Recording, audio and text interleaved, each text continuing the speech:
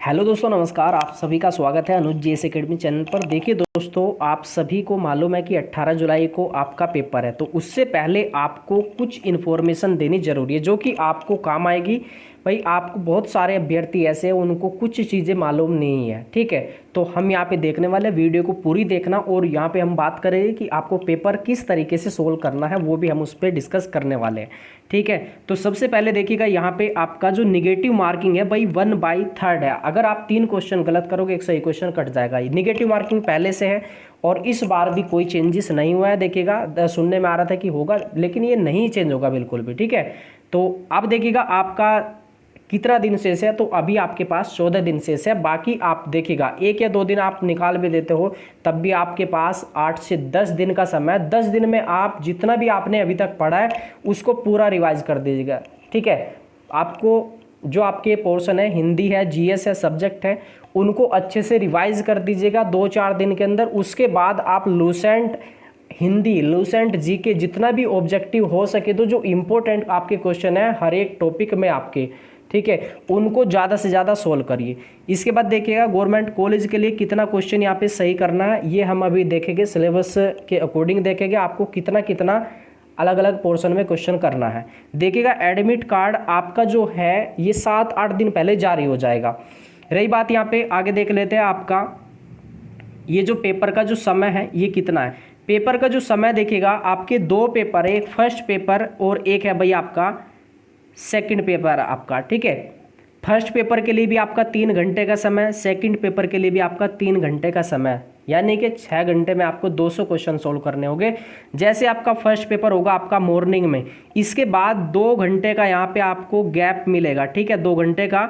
इसमें आप बाहर जाके खा पी सकते हैं कुछ भी, बाकी आप सामान भी ले जा सकते हैं, बैग ले जा सकते हैं, फिर आप कहीं पे भी बैठ के आप खा सकते हो, ठीक है।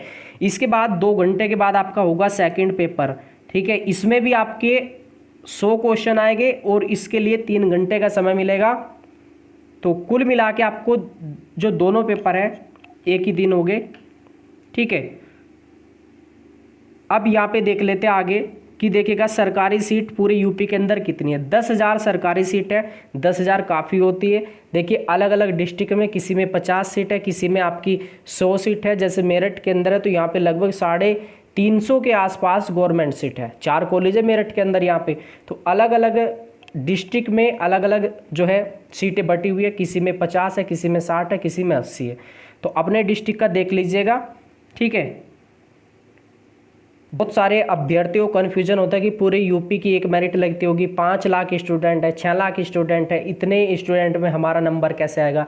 लेकिन ये गलत है। देखिएगा आपके डिस्ट्रिक्ट पे जो आप कॉलेज चॉइस करोगे, मान लीजिए अपने डिस्ट्रिक्ट का, ठीक है, मैंने मेरिट कॉलेज मैंने चॉइस किए, मेरठ का भर दिया, मैंने मुजफ्फरनगर भर दिया, तो मेरी जो मेरिट तय होगी वो इन दोनों डिस्ट्रिक्ट में ही होगी।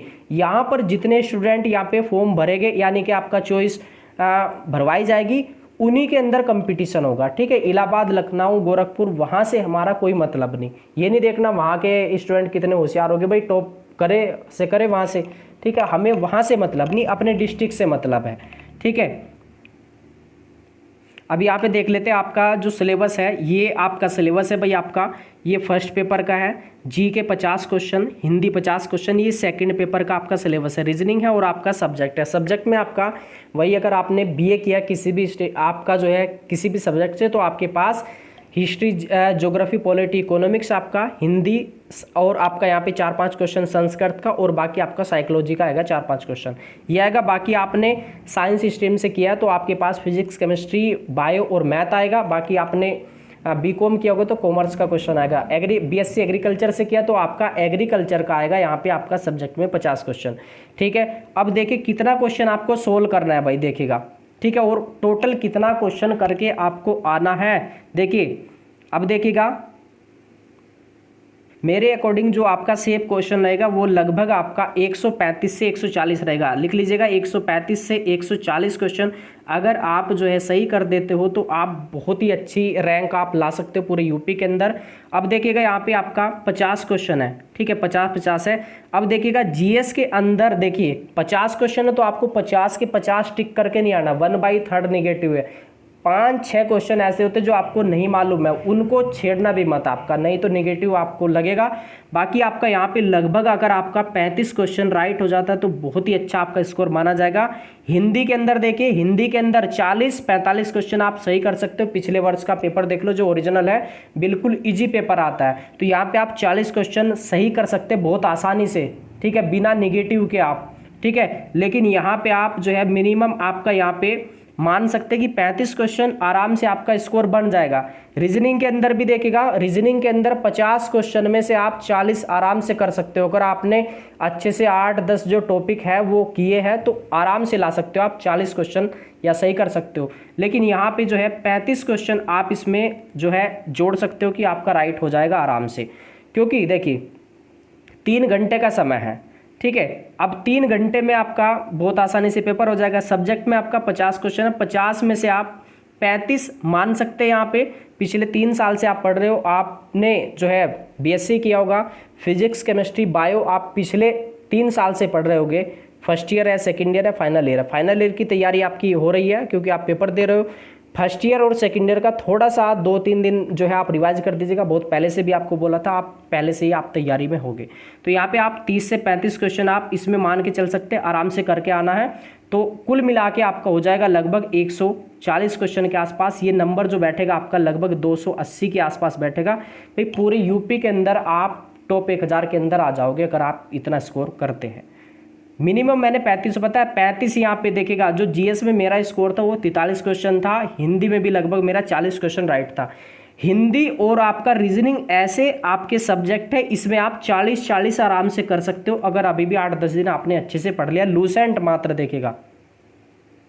रही बात समय की, तो समय आपके पास भरमार है आपका। देखिए फर्स्ट पेपर के लिए 3 घंटा, सेकंड के लिए भी आपका 3 घंटा।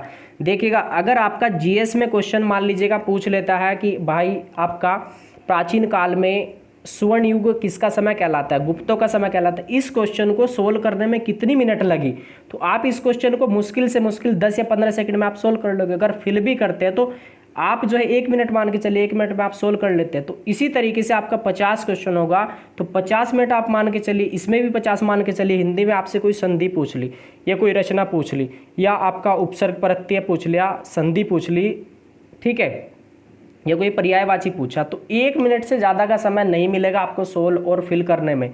तो आप मान के चल सकते हैं कि आपने जो फर्स्ट पेपर किया 100 मिनट में, आपका मिनट कितनी आपके पास, भाई 180 मिनट है, 80 मिनट आपके पास बच जाएगी। तो 80 मिनट में आपको क्या करना है, आपको जल्दी नहीं करनी है। पेपर सोल्व करते समय बहुत ही प्यार के साथ सोल्व करना है। 3 राउंड में पेपर सोल्व करना है आपको, ठीक है। आपका मान लीजिएगा 1 से लेके आपके फर्स्ट पेपर में आएंगे 100 क्वेश्चन, पहले 50 जीके के होंगे और 50 आपके हिंदी के होंगे। तो आपको पहले ओमार उठानी है और क्वेश्चन सोल्व करते जाना है। मान लो पहला क्वेश्चन आपको आया तो आप टिक मारिए उस पर और तुरंत आप ओमार सेट में भर दीजिएगा। मेरा तो ये तरीका था, ठीक है। सेकंड क्वेश्चन आपको नहीं आता, उसको छोड़ दीजिए तुरंत, अगले पे पहुंचे। तीसरा आपको आता है, फिल करिए। चौथा आता है, फिल करिए। पांचवा आता है, फिल करिए। ऐसे आपको बहुत अच्छे से आपको पहले राउंड में आपको निकलना है। 100 क्वेश्चन तक आपको जाना है, ठीक है। जो क्वेश्चन में आपको कन्फ्यूजन होता है उसको छोड़ दीजिएगा तुरंत, ठीक है, उसको सोल्व नहीं करना क्योंकि समय बहुत है आपके पास। पहले राउंड में आपको कम से कम 50 से 60 क्वेश्चन निकालना है जो कि आपका राइट है पूरे 100 क्वेश्चन के अंदर। दूसरे राउंड लीजिएगा, दूसरे राउंड में आप जो है कम से कम पहले से स्टार्ट करिए, जो आपका क्वेश्चन बचा है कम से कम 5 से 10 क्वेश्चन निकाले जो आपको कन्फ्यूजन में था आपका, ठीक है। बाकी तीसरा राउंड लीजिएगा, तीसरे राउंड में 5 या 10 क्वेश्चन निकालिए जो कि आपका कठिन है या आपको नहीं समझ आया शुरू में, क्योंकि बहुत सारे क्वेश्चन आप ऐसे ही गलत कर देते हो, पूछता कुछ और है, आप तुरंत आप बिना क्वेश्चन पढ़े आप आंसर मार देते हो उसमें, ठीक है। चलिएगा, अगर बाकी आपका कोई डाउट है तो आप कमेंट कर दीजिएगा। और देखिए आपके पास जैसे फर्स्ट पेपर में 100 क्वेश्चन, सेकंड में भी 100 क्वेश्चन, आपको ऐसा नहीं करना कि आप 95 करिए फर्स्ट पेपर के अंदर, सेकंड के अंदर भी आप 95 करिए। ये मानिएगा कि आपका बहुत सारा क्वेश्चन निगेटिव में चला जाएगा, कम से कम 30-35 क्वेश्चन इनमें से गलत हो जाएगा आपका। उसके बाद 30-35 क्वेश्चन की बहुत सारी निगेटिव चली जाएगी, तो आपको कोई फायदा नहीं होगा। आपको फर्स्ट पेपर के अंदर आपको 80 क्वेश्चन के आसपास 80 से 85 क्वेश्चन आपको मात्र सोल्व करने सेकंड के अंदर। मान लीजिएगा थोड़ा अगर कठिन आ जाता है तो आप 75 करिए, 80 करिए, बस इतना ही क्वेश्चन आपको सोल्व करना है। बहुत सारे क्वेश्चन जो आपने नहीं सुने, अभी तक नहीं पढ़े, आपके टॉपिक क्लियर नहीं है, उन क्वेश्चनों को छोड़ देना बिल्कुल भी आपका, ठीक है। चलिए भाई, और